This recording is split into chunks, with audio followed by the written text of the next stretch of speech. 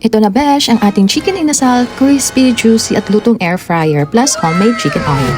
Chicken. Chicken. Sausaw natin. Ang chicken. Rice. Tara, samahan niyo ako magluto. May leg quarters ako dito. Nahugasan at hiniwa ko sa gitna. Tapos marinate natin ng bawang, onions, ginger, lemongrass, soy sauce, konting patis, garlic powder, at itong ginger ale or kahit na anong soda.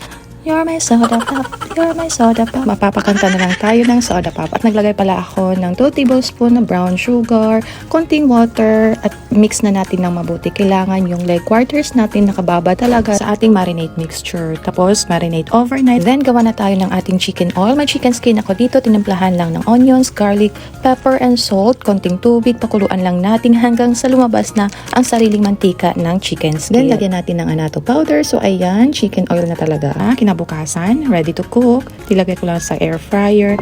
Air fry natin ng 350 degrees Fahrenheit for 20 minutes. After 20 minutes, nag-brush ako ng chicken oil na ginawa ko. Tapos balik na rin ulit natin. Same time, 20 minutes hanggang sa maluto na. Alam niyo ba, besh, napakasarap at napaka-juicy nito. Oh, so yummy na. Thanks for watching.